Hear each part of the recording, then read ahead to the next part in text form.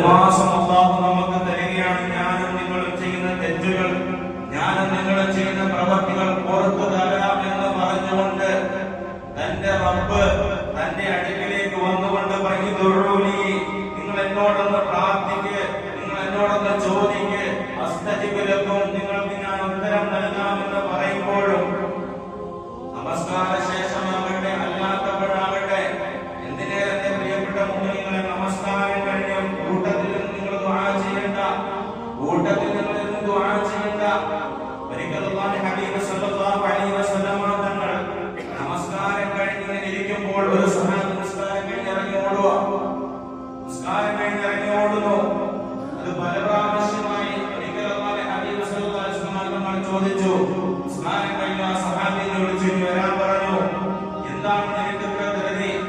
നിനക്കെന്താണ് ധൃതി? നിന്റെ റബ്ബിനോട് നിനക്കൊന്നും ചോദിക്കാനില്ലയോ എന്ന് അല്ലാഹുവിന്റെ ഹബീബ് സല്ലല്ലാഹു അലൈഹി വസല്ലം തങ്ങൾ ആ സഹാബിയോട് ചോദിച്ചപ്പോൾ അല്ലാഹുവിന്റെ റസൂലിനോട് നിറകണ്ണുകളോട് പറയാ, റസൂലല്ലാഹ്, അല്ലാഹുവിന്റെ തിരുദൂതനെ, എനിക്ക് എന്റെ പ്രവാചകനെ, എന്നെ സൃഷ്ടിച്ചതായ എന്റെ റബ്ബിനോട് എനിക്കൊന്നും ചോദിക്കാനില്ല എന്നല്ല നബിയേ. എനിക്ക് ധാരാളം കാര്യങ്ങൾ എന്റെ റബ്ബിനോട് എനിക്ക് പറയാനുണ്ട്. പക്ഷേ നബിയേ, യാ റസൂലല്ലാഹ്,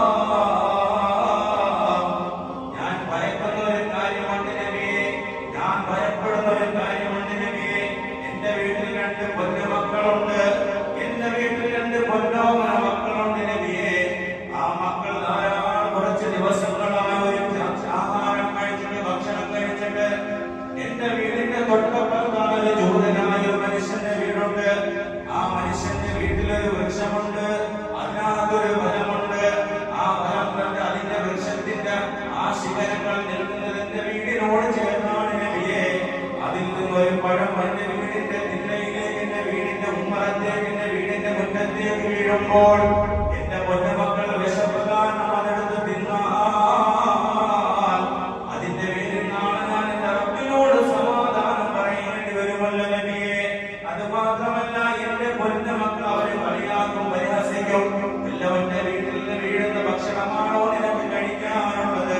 നിന്റെ വാപ്പ അധ്വാനിച്ചു കൊണ്ട് തരുകയില്ലയോ എന്ന് എന്റെ പൊന്നുമക്കളെ കളിയാക്കുമ്പോൾ, പരിഹസിക്കുമ്പോൾ എനിക്ക് താങ്ങാൻ കഴിയില്ല നബിയേ. അങ്ങനെ ഒരു ഹലാലല്ലാത്ത ഹറാമായ ഭക്ഷണം എന്റെ പൊന്നുമക്കളുടെ ശരീരത്തേക്ക്, എന്റെ പൊന്നുമക്കളുടെ ശരീരത്തേക്ക് ഇറങ്ങുന്നതിനെ ഞാൻ ഇഷ്ടപ്പെടുന്നില്ല നബിയേ. അതുകൊണ്ടാണ് നബിയെ നമസ്കാരം കഴിഞ്ഞാൽ ഇറങ്ങി ഓടുന്നത് നബിയെ.